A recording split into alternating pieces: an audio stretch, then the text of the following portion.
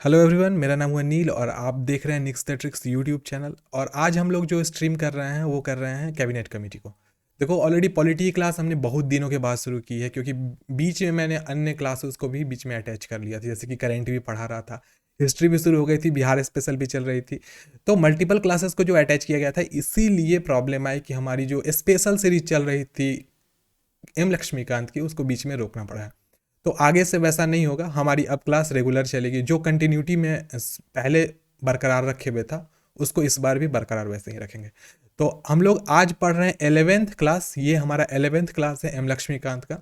इससे पहले कि मैंने सारी की सारी वीडियो को ऑलरेडी बना दिया है और वो यूट्यूब पर भी स्ट्रीम कर दी गई है। तो चलिए हम लोग आज की कंटेंट को शुरू करते हैं। देखो, सबसे पहले मैं आपको बताता हूँ, मैं इस बुक को ही फॉलो अप कर रहा हूँ। भारत की राज्य व्यवस्था, ये इंग्लिश और हिंदी दोनों में आती है। आप इस बुक से पढ़ लीजिएगा तो ज़्यादा अच्छा तरीके से हमारे कंटेंट को समझ पाइएगा, क्योंकि यहाँ समरी है और वो एम लक्ष्मीकांत की ही समरी है। तो चलिए हम लोग कंटेंट को देखते हैं। सबसे पहले कैबिनेट कमेटी को समझते हैं। कैबिनेट कमेटी है क्या, मैं आपको इस चीज़ के बारे में बताता हूँ। कैबिनेट समितियाँ उसको कहा जाता है हिंदी में। अब इस चीज़ को समझें उससे पहले थोड़ा आप कॉन्स्टिट्यूशन के जो हमारा पार्लियामेंट है उसके स्ट्रक्चर को देखिएगा। देखो, कैबिनेट जो होता है वो कहाँ पर स्थित होता है, तो उसको हम लोग एक्चुअली कैबिनेट को लिया गया है वेस्टमिंस्टर्स मॉड्यूल से लिया गया है। वेस्टमिंस्टर्स मॉड्यूल कहाँ यूज़ किया जाता है, तो ये हमारे जर्मनी में यूज़ किया जाता है, ब्रिटेन में। तो एक्चुअली कैबिनेट के लिए कोई स्पेशल मतलब उसके लिए नियम कानून कहीं कॉन्स्टिट्यूशन में लिखा हुआ नहीं है। लेकिन फिर भी एक बात आती है कि वेस्टमिंस्टर मॉड्यूल में इसको न्यूक्लियस कहा गया है। न्यूक्लियस आप लोग जानते होंगे, न्यूक्लियस एकदम सबसे अंदरूनी पार्ट होता है किसी भी मैटर का। तो हमारा जो कॉन्स्टिट्यूशन है उसका जो हमारा मतलब आप इसको जान सकते हो पार्लियामेंट है जो। तो पार्लियामेंट में सबसे अंदरूनी जो भाग है उसको हम लोग कैबिनेट कमेटी कहते हैं। अब इसी के अंतर्गत सारे के सारे चीज, लोकसभा राज्यसभा जितनी भी चीजें होती हैं वो सब इसी के अंतर्गत आती है। तो आप सेंटर में एकदम बीच में समझिएगा कैबिनेट है। और कैबिनेट के मेंबर्स कौन होते हैं, तो कैबिनेट के मेंबर्स वो इंपॉर्टेंट मेंबर किसी भी रूलिंग पार्टी के होते हैं जिनमें वैसे कद्दावर लोग हो जिनका बहुत बड़ा योगदान हो पार्टी में। आप इस चीज को ध्यान में रखिएगा। ऐसे ही कोई व्यक्ति जाके कैबिनेट में घुस नहीं सकता है। उसके लिए कहीं ना कहीं से या तो वो पीएम के बहुत ज्यादा क्लोज होगा, और अगर पीएम के क्लोज नहीं है तो उस पार्टी में जो रूलिंग है उसमें उसका बहुत बड़ा योगदान होना चाहिए। दो कंडीशन एकदम जब तक लागू नहीं होगी तब तक कभी ऐसा हो ही नहीं सकता है कि वो कैबिनेट का मेंबर होगा।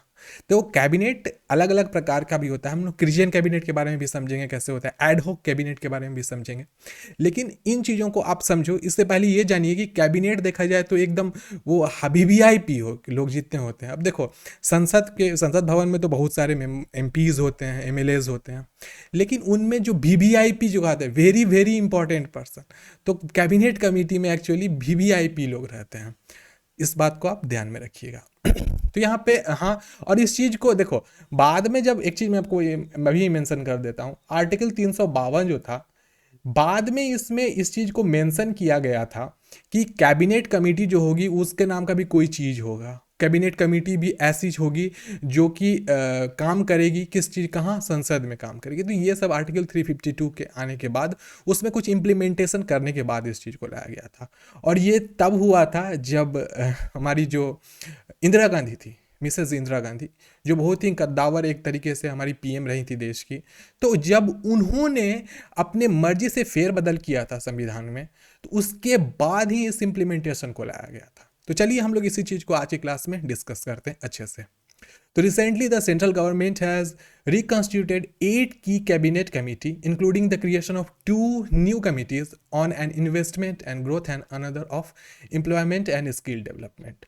देखो, अभी क्या हुआ है हाल फिलहाल में कि हमारी जो केंद्र सरकार है सेंट्रल गवर्नमेंट, 2 नई समितियों का गठन किया है और उसके साथ साथ में 8 प्रमुख कैबिनेट समितियों का पुनर्गठन किया है। अब बोलोगे कि ये पुनर्गठन करने के पीछे कारण क्या हुआ था। देखो, कैबिनेट कमेटी, देखो कैबिनेट के लिए कोई स्पेशल रूल्स नहीं है कॉन्स्टिट्यूशन में। तो अगर रूल्स नहीं है तो किस प्रकार से कैबिनेट चलेगी। देखो, कैबिनेट में जो मेंबर होंगे, ऐसा नहीं कि वो अपनी मर्जी से किसी प्रकार के नियम को लाने लगे। तो इसमें कहीं से न कहीं से तरीका से तो डायर्ची आ जाएगी। तो डायर्ची ना हो इसके लिए क्या किया गया, तो इसके लिए लाया गया नई रूल्स को। गुड इवनिंग खुशबू। तो नई रूल्स को लाया गया और उसके बाद उसको में से 8 को पुनर्गठित किया गया और 2 नई समितियों को ऐड किया गया। कौन कौन समिति, इसको भी हम लोग आज की क्लास में डिस्कस करने वाले हैं। एक निवेश और विकास पर, दूसरी रोजगार और कौशल विकास पे। देखो कौन कौन 2 नए को लाया गया है। देखो जो 8 पहले से थे उसको तो आप लोग सब जानते भी होंगे, लेकिन अभी जो नई कमेटी गठन करी गई है उसमें एक है किस चीज पर, इन्वेस्टमेंट पे। देखो सबसे पहला जो लाया गया है वो इन्वेस्टमेंट एंड ग्रोथ, ये एक कंटेंट है, और दूसरा है एम्प्लॉयमेंट एंड स्किल डेवलपमेंट। देखो ये बहुत ही इंपॉर्टेंट चीज़ है। देखो हिंदुस्तान में इस चीज़ को लाने के पीछे का कारण आप समझिएगा। देखो कॉन्स्टिट्यूशन में बहुत सारी ऐसी चीज़ें हैं ना जो हम लोग एक सामान्य व्यक्ति होकर अच्छे से समझ सकते हैं। अगर हमारे पास थोड़ा दिमाग है, हम लोग अपने दिमाग को आगे की ओर विचार करने के लिए जब तक नहीं प्रेरित करेंगे तब तक इन चीज़ों को समझ नहीं पाएंगे। देखो आपको पता होना चाहिए हमारी जो सरकार अभी चल रही है एनडीए की, बीजेपी वाली जो सरकार है, उसमें मोदी जी जो हैं वो क्या कहते हैं, उन्होंने एक ही चीज़ कहा है कि स्वरोजगार लाया जाए, खुद से एम्प्लॉयमेंट जनरेट करना है। तो एम्प्लॉयमेंट कब तक जनरेट नहीं होगा, जब तक कि कहीं से इन्वेस्टमेंट नहीं आए। अब दूसरी कंपनी जब तक एफडीआई नहीं करेगी, फॉरेन डायरेक्ट इन्वेस्टमेंट हमारे हिंदुस्तान में नहीं आएगा, तब तक हमारे हिंदुस्तान का डेवलपमेंट इंटरनेशनल लेवल पे नहीं हो सकता है। तो इसके लिए मोदी सरकार ने क्या किया है कि उन्होंने एफडीआई को प्रेरित किया है। इसमें क्या होगा, बड़ी कंपनी जैसे एप्पल, माइक्रोसॉफ्ट और जितनी भी होती है एडोबी या फिर डेल, ये सब जितनी भी फॉरेन की कंपनियां हैं ये सब हिंदुस्तान में इन्वेस्टमेंट करेगी, और उसका भी कंडीशन रहेगा कि 50% शेयर स्टेक ही वो इन्वेस्ट कर सकती हैं अपना, और 49% शेयर स्टेक इंडियन पीपल का होना चाहिए। तो इस चीज़ के लिए ही इन्वेस्टमेंट को लाया गया, और इन्वेस्टमेंट जब होगा तो इंटरनल ग्रोथ होना 100% वाजिब है।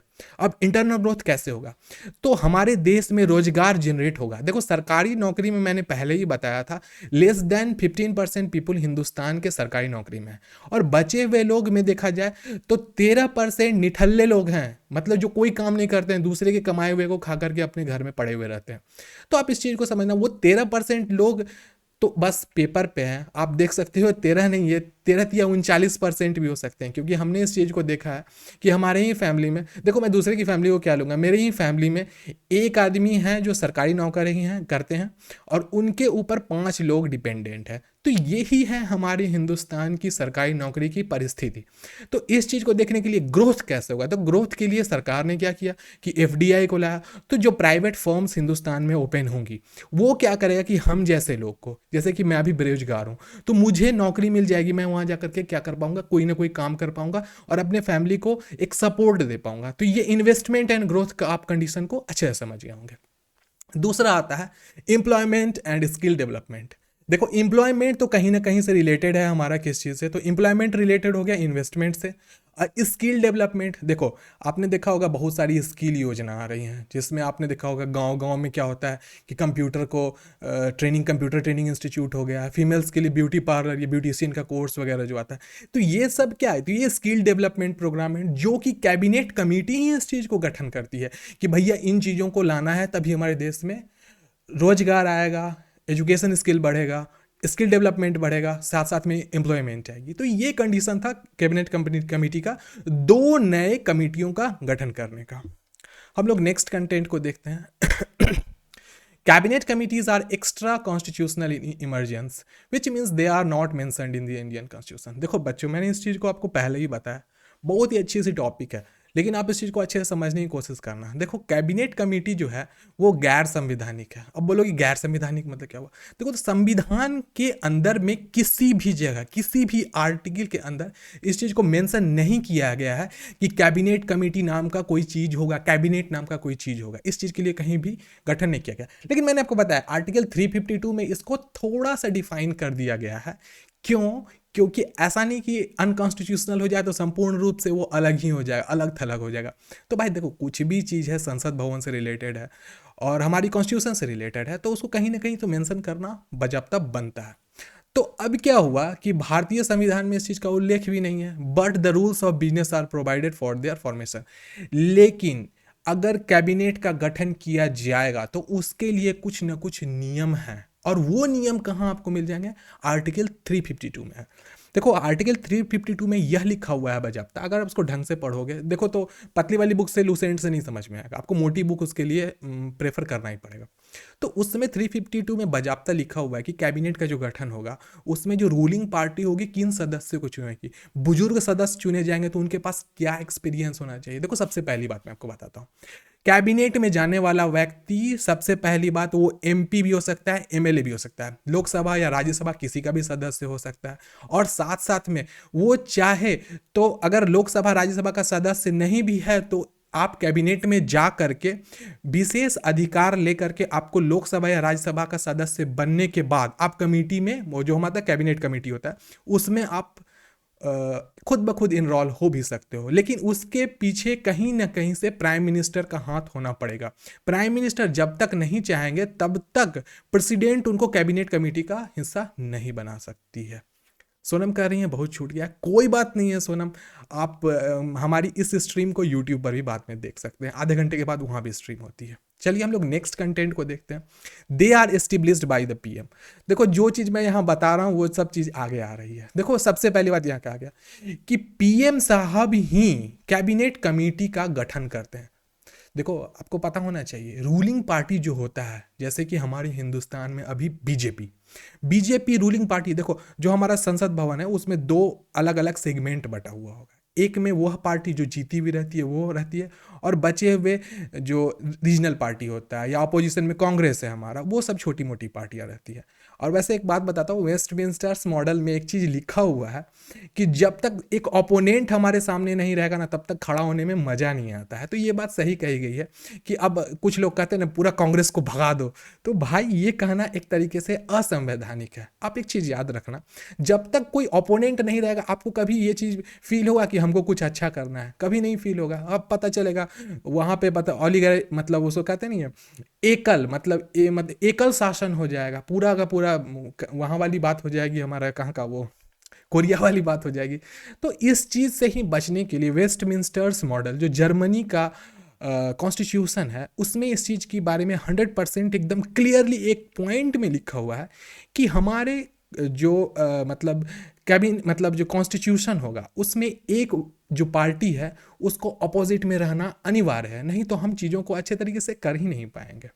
अब देखो इस चीज़ में आता है जब एस्टेब्लिशमेंट होती है किन के द्वारा, प्राइम मिनिस्टर साहब के द्वारा। प्राइम मिनिस्टर साहब ही बनाते हैं कैबिनेट को, कैबिनेट में किन को वो ऐड करेंगे किसको कैबिनेट में नहीं रखेंगे।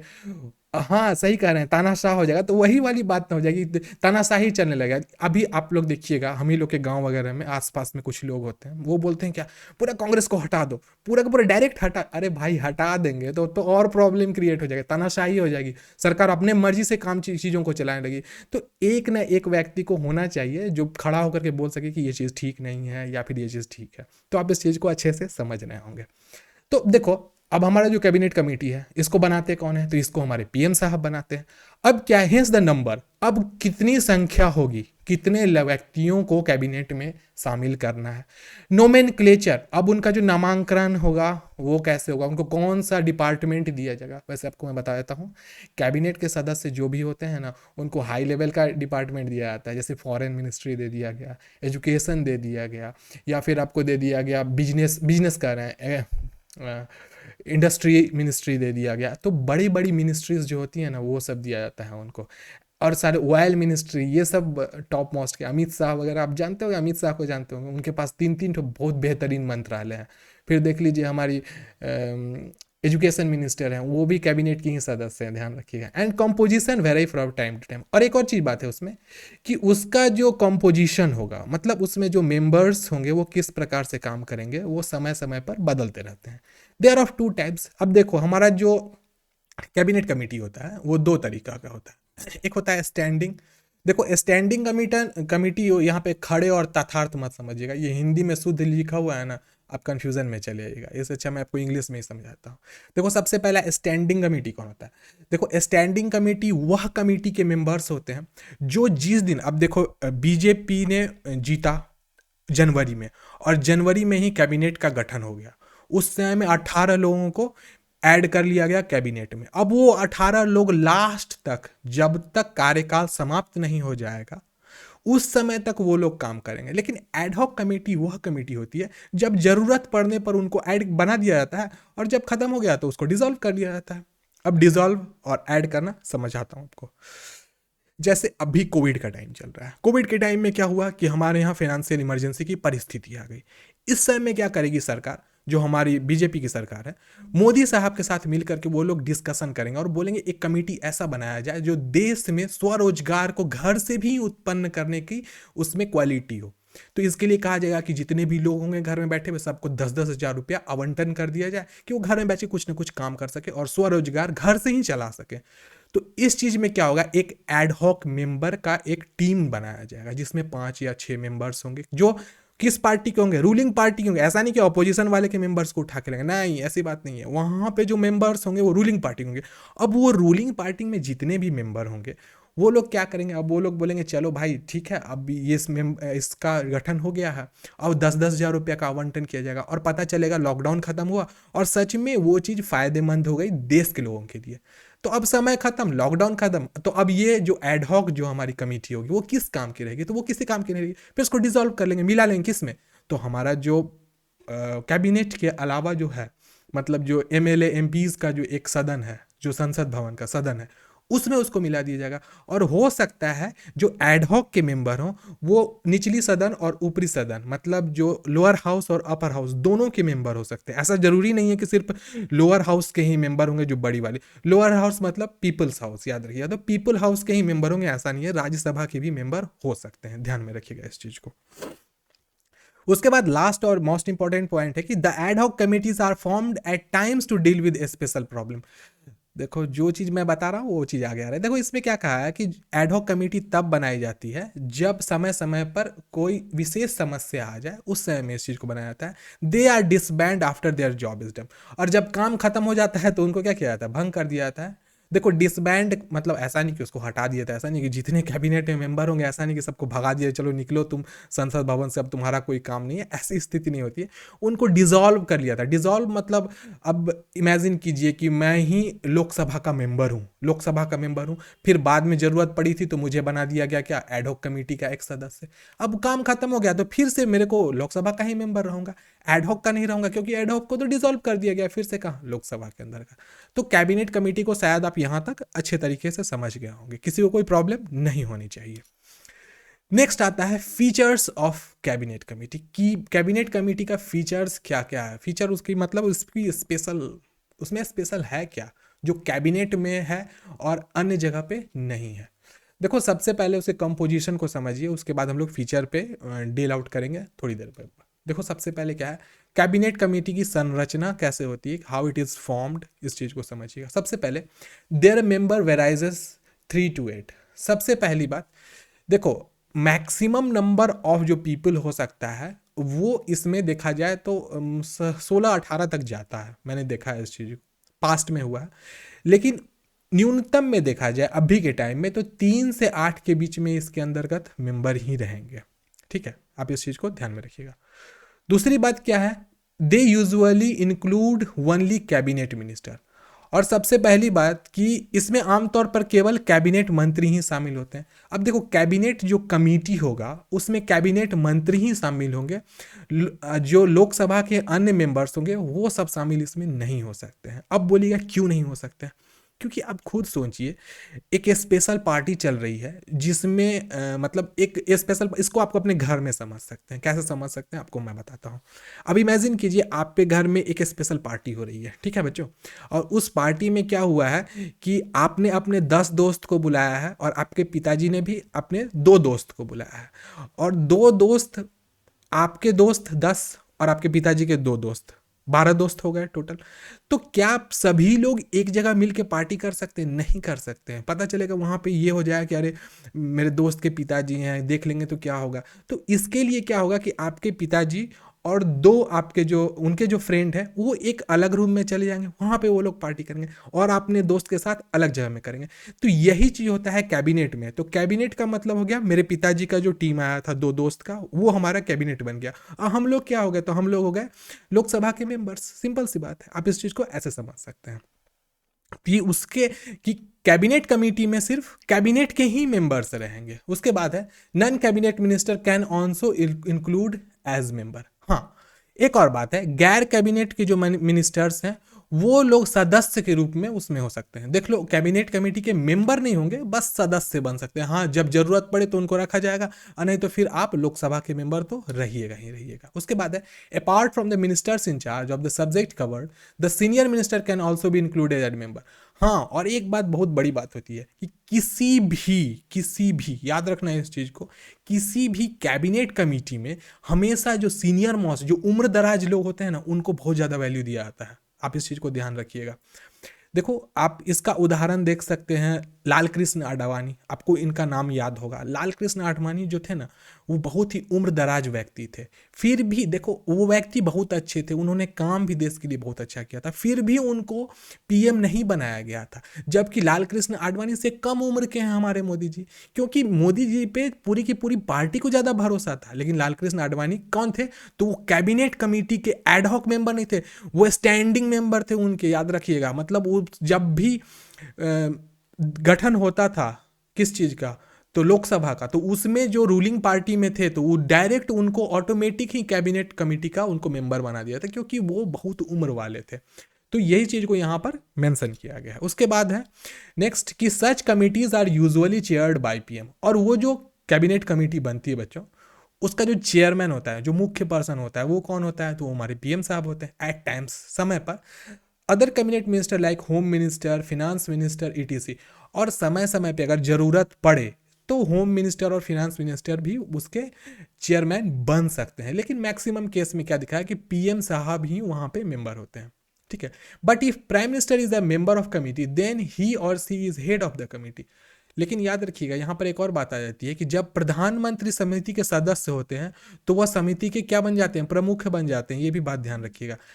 तो आप एक बात बोलो कि क्या सर होम मिनिस्टर हुए या फिनांस मिनिस्टर या फॉरेन मिनिस्टर हुए, क्या वो इस कैबिनेट कमेटी के हेड बन सकते हैं? तो जी हाँ, डेफिनेटली बन सकते हैं। लेकिन वहां पर एक बात घूम कर आ जाए कि वहां पे पीएम साहब चाहें तो ही, पीएम साहब नहीं चाहेंगे तो पीएम साहब प्रधान वो सदस्य, मतलब वो तो कैबिनेट के मेंबर रहेंगे, और जैसे ही वो मेंबर रहेंगे तो वो समिति के खुद ब खुद प्रमुख भी हो जाएंगे। वैसे एक चीज देखा गया कि कोई भी व्यक्ति ना कहीं से भी मतलब सेल्फिश नहीं होता है कैबिनेट में। सब लोग चाहते हैं कि सामने वाले को भी अपॉर्चुनिटी मिले। इस चीज को आप ध्यान रखिएगा। नेक्स्ट यहाँ पे क्या गया है? Not mention in constitution. अब देखिए, कैबिनेट कमेटी के बारे में कुछ इंपॉर्टेंट फैक्ट, इसको ध्यान दीजिएगा। सबसे पहला कि उसके बारे में कॉन्स्टिट्यूशन में कहीं पर कोई चीज़ मेंशन नहीं की गई है। लेकिन इस चीज़ के बारे में आर्टिकल 352 में थोड़ा सा मेंशन किया हुआ है कि इसका फॉर्मेशन कैसे कराया जाएगा। उसके बाद इसकी दो टाइप होती है, एक होता है स्टैंडिंग जो परमानेंट होता है, एक होता है एडहॉक जो टेम्प्रोरी होता है। मैंने इस चीज़ को बताया है। Set up by prime minister, इसको जो सेटअप करते हैं, सेटअप करने का अर्थ होता है इसको जो बनाते हैं, इसके जो मालिकाना हक रखते हैं, उनके पास किन के पास रहती है? प्राइम मिनिस्टर के पास रहती है। समझो तो प्राइम मिनिस्टर साहब एडमिन होते हैं इस कैबिनेट कमेटी ग्रुप के, ध्यान रखिएगा। उसमें टोटल नंबर ऑफ मेंबर्स कितने हो सकते हैं? 3 से 8। देखो, ये वैरी करते रहता है, वो जरूरत पड़ने पे इसमें और मेंबर्स को भी ऐड किया जा सकता है, लेकिन मैक्सिमम 3 से 8 ही देखा गया। Mostly headed by prime minister, maximum time में प्राइम मिनिस्टर ही उसको हेड करते हैं और वो उसके समिति के प्रमुख होते हैं। जो भी डिसीजन होता है प्राइम मिनिस्टर ले सकते हैं। Organisational devices to reduce workload of cabinet. अब देखो, कैबिनेट जो और मेन कैबिनेट है हमारा, उसमें वर्कलोड ज़्यादा ना बढ़ जाए, इसीलिए भी कैबिनेट कमेटी का गठन किया जाता है। Include some minister in charge of the subject cover by them but also senior ministers as well. इस बात को यहाँ पे क्लियरली मेंशन कर दिया गया कि जितने भी मिनिस्टर्स होते हैं उनको चार्ज तो मिलता है, लेकिन वैसे मिनिस्टर जिनका उम्र ज़्यादा हो गया है, बुजुर्ग हो गए हैं, जिनके पास एक्सपीरियंस ज़्यादा है सरकार चलाने का, उनको प्रायोरिटी ज़्यादा दी जाती है। लाल कृष्ण आडवाणी इसके बहुत बड़े उदाहरण है, ध्यान रखिएगा। सर का डेथ भी हो गया है, शायद आप लोगों को पता होना चाहिए लाल कृष्ण आडवाणी साहब का। चलिए हम लोग नेक्स्ट पॉइंट को देखते हैं बच्चों। देखो यहाँ पर क्या है, ये बताते हैं मंत्रिमंडल की नियुक्ति समिति, मतलब कैबिनेट कमेटी का जो फॉर्मेशन होता है वो कैसे कैसे होता है, किस किस जगह पे उनको कौन कौन सा अफेयर्स दिया जाता है, कौन कौन सा मिनिस्ट्री उनको आवंटित किया जाता है जो कैबिनेट के मेंबर होते हैं।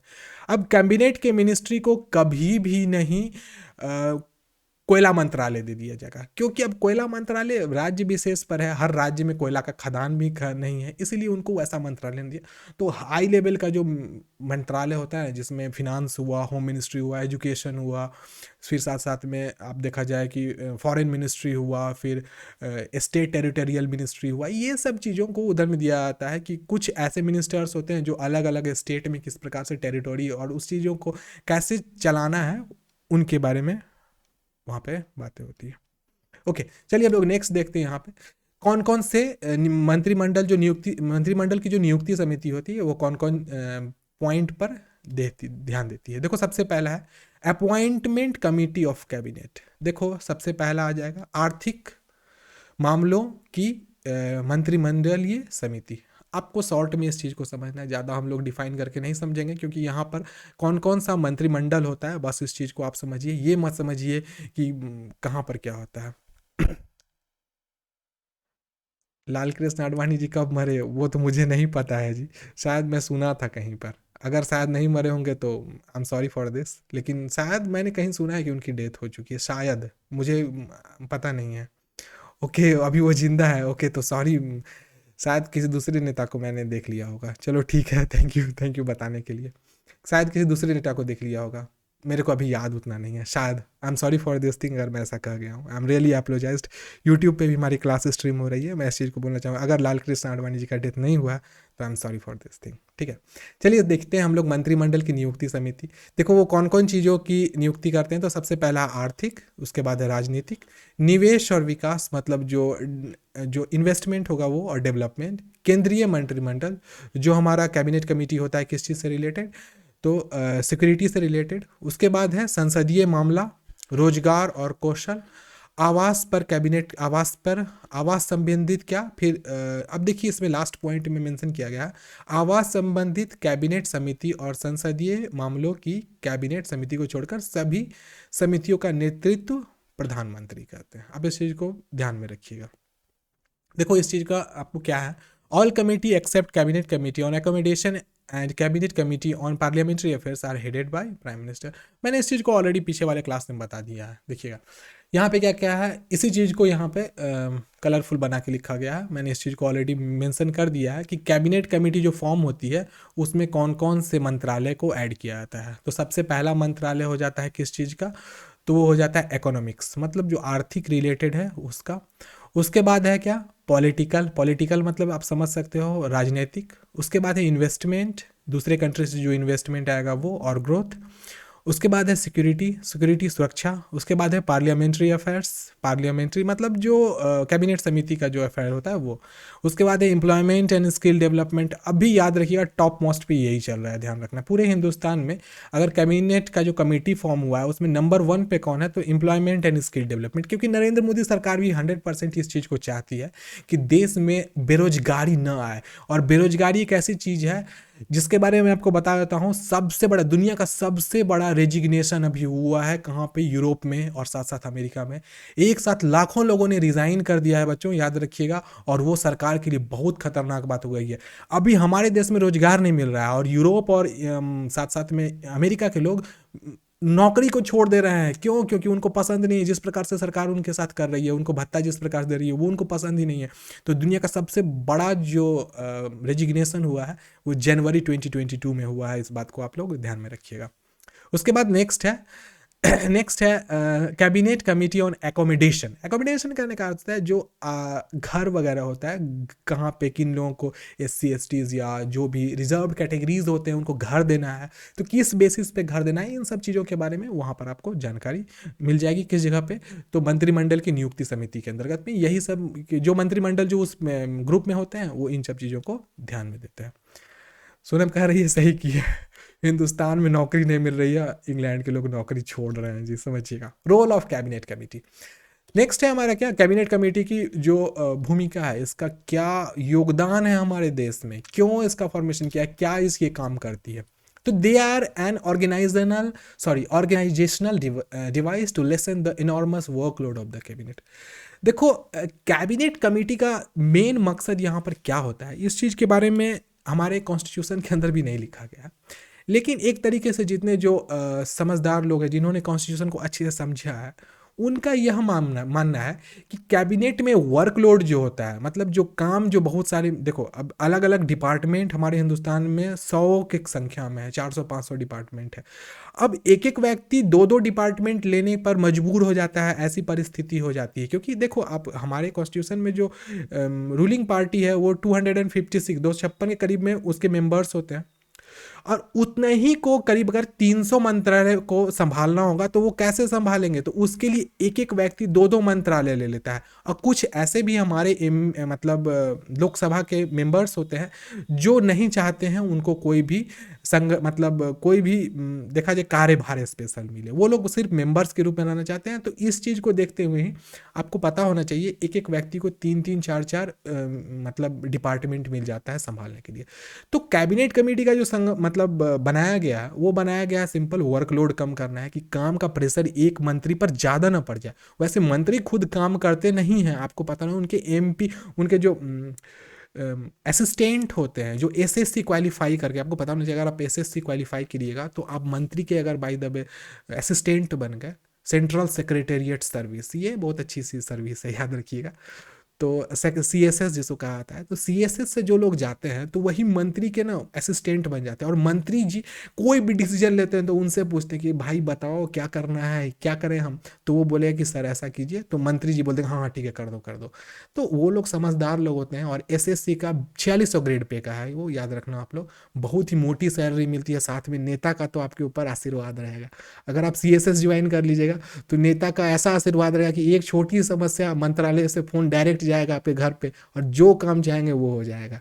तो ये सब पावर मिलता है CSS वालों को। SSC इसीलिए मेरा फेवरेट जॉब रहा है, हमेशा से कोशिश करते हैं, आज भी कोशिश कर रहे हैं कि SSC निकालें क्योंकि ज़रूरी है वो भी। लेकिन BPSC सामने है, BPSC के बच्चों को पढ़ा रहे हैं, तो BPSC याद रखिए गैजेटेड ऑफिसर की बात ही अलग होती है। हर नौकरी अच्छी है, ध्यान रखना, चाहे ग्रुप डी का क्यों ना हो। दे facilitate in-depth examination of policy issues and effective coordination. They are based on principle of division and labor and effective delegations. देखो क्या है, नीतिगत मुद्दाएं जो भी होते हैं उस पर अच्छे प्रकार से वो लोग जांच करते हैं, सुविधाएं प्रदान करते हैं, वो श्रम का विभाजन करते हैं। किस रूप में? मंत्रिमंडल के सिद्धांतों के आधारित पर वो श्रम का विभाजन करते हैं।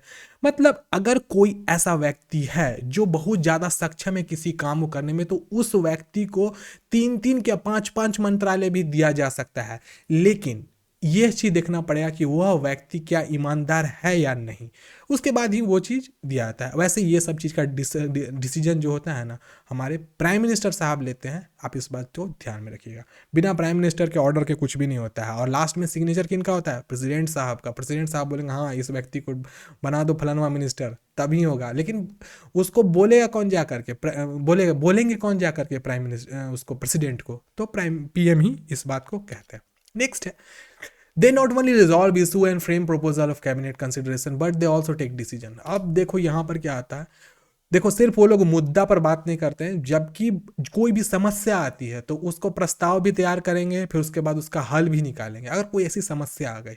अब इमेजिन कीजिए, अभी हाल फिलहाल में ही चाइना का ना बॉर्डर डिस्प्यूट चलने लगा था। तो बॉर्डर डिस्प्यूट में ऐसा नहीं ना कि हम लोग के घर के ऐसी बात है कि घर बगल वाले पड़ोसी से झगड़ा हो गया, डंडा लेके चले गए उससे लड़ने के लिए। भाई ऐसे लड़ाई नहीं होती है।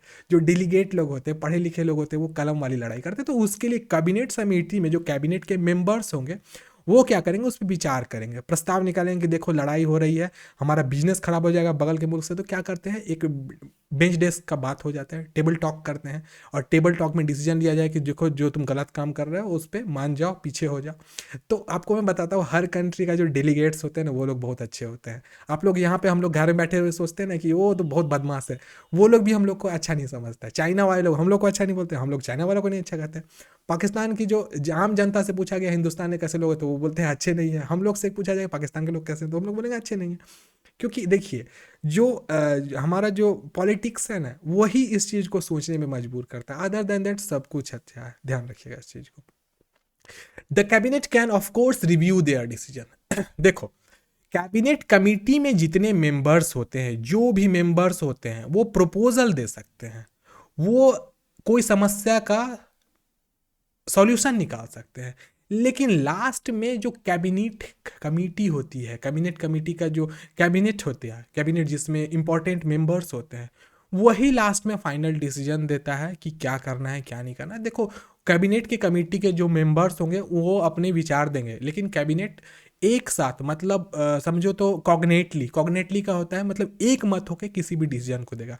उसमें एक व्यक्ति को भी विभिन्न मत का नहीं होना पड़ेगा। जैसे ही विभिन्न मत का होगा तो या तो उसको कैबिनेट छोड़ना पड़ेगा और नहीं तो पार्टी से रिजाइन देना पड़ेगा, और अगर ये दोनों काम नहीं करता है तो उसको कैबिनेट खुद ब खुद हटा देगी। आप इस चीज को ध्यान में रखना। नेक्स्ट हम आता है काउंसिल ऑफ मिनिस्टर और कैबिनेट ऑफ मिनिस्टर। देखो मैंने अभी बच्चों बताया कि अभी हमारे कैबिनेट में 8 है, लेकिन उसमें मेंबर्स 20 तक जा सकते हैं। इस बात को यहाँ पर मेंशन कर दिया गया है, समझिएगा। मैंने ये वाला ना दो जो हमारा चार्ट है इसको अच्छे से समझो, उसके बाद हम लोग आगे ही कंटिन्यू करेंगे कंटेंट को, ठीक है। देखो काउंसिल ऑफ मिनिस्टर जो होगा उसमें 70 से 80 मेंबर्स होते हैं। कैबिनेट में 15 से 20 मेंबर होते हैं। All policies decision are taken. देखो काउंसिल ऑफ मिनिस्टर एक साथ बैठ करके किसी डिसीजन को लेगी, लेकिन जो फाइनल होगा वो कैबिनेट के द्वारा होगा। और आपको एक बात पता होना चाहिए कि कैबिनेट के मिनिस्टर, कैबिनेट कमेटी में जितने लोग होते हैं और कैबिनेट के मिनिस्ट्री जो होती है वो कभी कभार ही देखा गया है कि जो काउंसिल ऑफ मिनिस्टर है उसके बोली हुई बात को काटता है, क्योंकि पता है कि जब 80 लोग आ रहे हैं ऑलरेडी किसी चीज़ को फाइनलाइज करके तो वो चीज़ गलत नहीं हो सकती है। और ऐसा देखिए, सबसे पहली बात कि जो हमारा संसदीय प्रणाली चलती है ना बहुत सोच विचार करके चलती है, वहाँ पे सन की लोग नहीं रहता है, याद रखिएगा। हाँ कुछ लोग होते हैं जो होते हैं थोड़े बहुत, तो एक्सेप्शंस हर जगह अवेलेबल है, लेकिन वो लोग सोच विचार करके किसी चीज़ पे डिसीजन लेते हैं। ऐसा नहीं कि कोई एक व्यक्ति अपने फीलिंग्स पर ही आकर डिसीजन ले ले, ऐसा नहीं होता है, ध्यान रखिएगा। उसके बाद है जो काउंसिल ऑफ मिनिस्टर होता है उसी के अंदर कैबिनेट भी आता है, मिनिस्टर ऑफ स्टेट आता है और डिप्टी मिनिस्टर्स भी आता है। तो मैंने आपको बच्चों लास्ट वाले अभी जो पीछे का तीसरा स्लाइड दिखाया था उसमें मैंने बताया था ना, जो न्यूक्लियस हो गया ये हो गया काउंसिल ऑफ मिनिस्टर, इसको हम लोग COM कहेंगे, ठीक है बच्चों। उसके बाद जो हमारा उसके बाहर का जो बना वो हो गया हमारा क्या, ये हो गया हमारा, आप इसको बोल सकते हो कैबिनेट, ठीक है। और उसके बाद एक और आप सर्किल बना सकते हो, ये हमारा क्या हो गया, ministers of state, minister of state. और फिर एक और हम लोग चैनल बना लें पूरा का पूरा, ये हो जाएगा हमारा क्या, इसी के अंतर्गत में अलग अलग पार्ट में हमारा हो जाएगा डिस्ट्रिक्ट डिप्टी मिनिस्टर्स। और ये सब का सब पूरे का पूरा किसके अंदर में आ जाएगा, तो ये हमारा आ जाएगा किसके अंदर में, तो पार्लियामेंट के अंतर्गत, पार्लियामेंट के अंतर्गत में आएगा, ठीक है, संसद के अंतर्गत।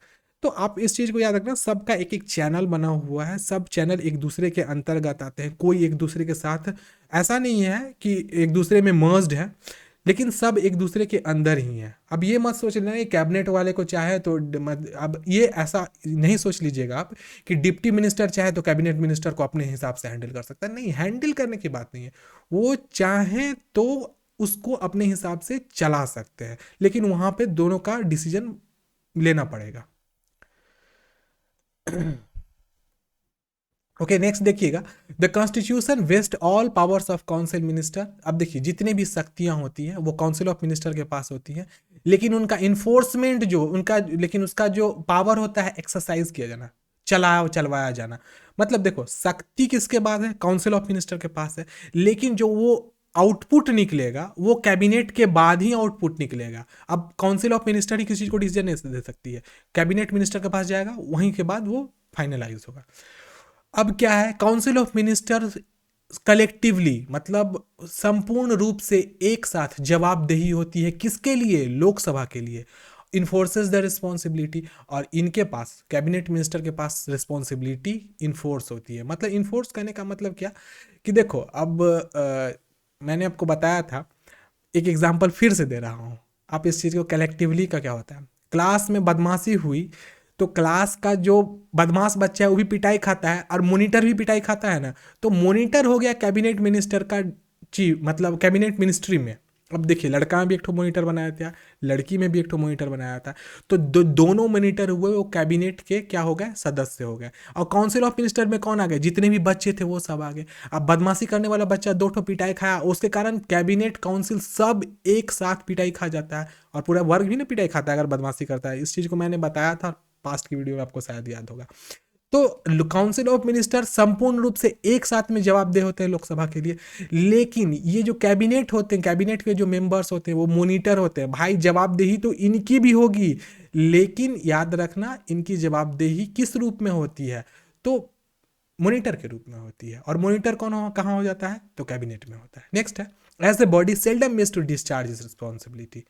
अब देखिए ये लास्ट वाला पॉइंट कहता है कि holds week meetings in discharge the governmental work. Okay, यहाँ पे इस चीज़ को बताया गया है कि जो काउंसिल ऑफ मिनिस्टर होता है वो कभी भी अपने रिस्पॉन्सिबिलिटी से, कर्तव्य से पीछे नहीं हटता है। और जितने भी कर्तव्य होते हैं उनका जो तोलन होता है, मतलब कर्तव्य कौन निर्वाह करेगा, उसकी जिम्मेवारी कैबिनेट मिनिस्ट्री के पास होती है।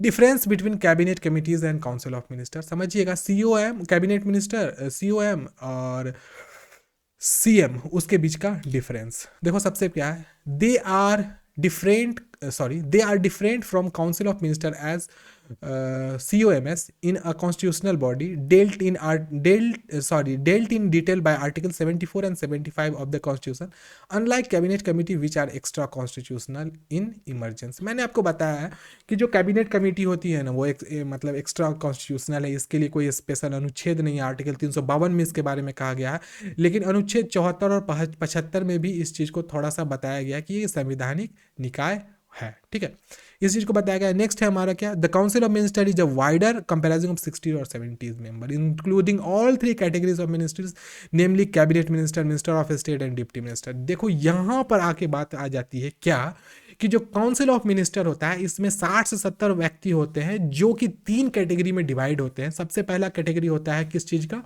तो मंत्री, कैबिनेट मंत्री, राज्य मंत्री, उप मंत्री इत्यादि इसके अंतर्गत में आते हैं, किसके अंदर, काउंसिल ऑफ मिनिस्टर में। तो देखो कैबिनेट हो गया ऊपर का, मतलब ऊपरी सदन, मतलब ऊपरी सदन नहीं कहेंगे, कैबिनेट हो गया सबसे ऊपर वाला मतलब पॉइंट। उसके बाद council of minister, council of minister में भी अलग अलग लेवल्स हुआ। सबसे पहला लेवल किसका हो जाएगा, मंत्रियों का, जितने भी मंत्री होंगे उसके अंतर्गत आएंगे। फिर कैबिनेट वाले कौन कौन से मंत्री होंगे जो उसके अंतर्गत भी होंगे, किसके अंदर, काउंसिल ऑफ मिनिस्टर के ही मेंबर्स होते हैं कैबिनेट में। इस बात को आप लोग ध्यान में रखते चलिएगा, ठीक है। और राज्य मंत्री, उपराज्य मंत्री, वो सब इसी के अंतर्गत में आते हैं टोटल। देखो नेक्स्ट हमारा यहाँ पे पॉइंट आता है। अब देखो ये कैसा स्लाइड गड़बड़ हो गया है यहाँ पे, चलो वैसे मैं बता देता हूँ, लास्ट का पॉइंट है। देखो यहाँ पे क्या है, काउंसिल ऑफ मिनिस्टर सभी शक्तियों के साथ निहित है लेकिन केवल सिद्धांत में। देखो council of minister have vested all powers but only in theory.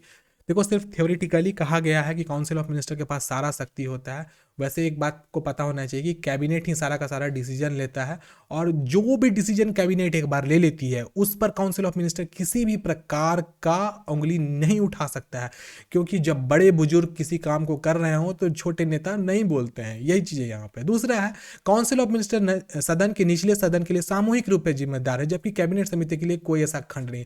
देखो कॉन्स्टिट्यूशन में इस चीज़ को नहीं लिखा गया कि कैबिनेट के लिए कोई स्पेशल कॉन्स्टिट्यूशनल रेमेडीज होगा, ऐसा कहीं नहीं लिखा गया। लेकिन जो काउंसिल ऑफ मिनिस्टर होता है, निचले सदन वाले, वो सामूहिक रूप से अपनी जिम्मेवारी का निर्वाह करते हैं। लास्ट वाला हमारा पॉइंट बच्चों आता है, हालांकि कैबिनेट कमेटी संवैधानिक निकाय नहीं है लेकिन उनका काम का अनुमान नहीं लगाया जा सकता है क्योंकि वो कैबिनेट के महत्वपूर्ण मार्गदर्शन प्रदान करते हैं। देखो फिर लास्ट में घूम करके वही चीज को यहाँ पर फिर से मेंशन किया गया है कि देखो संवैधानिक निकाय नहीं है, उनके लिए नियम कानून नहीं है, उनके लिए बाजाबता कोई चीज ऐसा नहीं लिखा गया है कि उनका रोल क्या होगा किस चीज के सरकार में। लेकिन फिर भी आर्टिकल 352 इस चीज को बताया है कि उनका फॉर्मेशन किस रूप में करना है। लेकिन इसमें जितने मेंबर्स होते हैं वो देखा जाए तो बुजुर्ग होते हैं, और बुजुर्ग लोग आपको भी याद होना चाहिए, समझना होना चाहिए कि वो लोग गलत डिसीजन कभी नहीं देते हैं। और ये बात है एक चीज कि जब जवाबदेही आएगी, कोई समस्या आएगी, तो पूरा का पूरा जो काउंसिल ऑफ मिनिस्टर है वही घिर जाएगा। कैबिनेट भी काउंसिल ऑफ मिनिस्टर के ही अंतर्गत है। तो कहते हैं ना, इस चीज पर एक पॉइंट कहा गया है कि एक आदमी गलती करेगा काउंसिल ऑफ मिनिस्टर का तो सब के सब एक साथ नप जाएंगे। लेकिन वैसा परिस्थिति आती ही नहीं है जिसमें इस प्रकार से कभी उनके ऊपर उंगली उठने का कोई भी कंडीशन हो। तो उम्मीद करते हैं आपको यहाँ तक council of minister, cabinet committee दोनों समझ में आ गया हो। अगर किसी बच्चे को कोई प्रॉब्लम है तो आप पूछ सकते हैं, मैं आपका जवाब देने के लिए यहाँ पर अवेलेबल हूँ। चलिए आप लोग कमेंट में लिखिए, मैं आपका जवाब देता हूँ। किसी का कोई प्रॉब्लम कहीं समझने में, अगर समझने में प्रॉब्लम हो तो बताना बच्चों।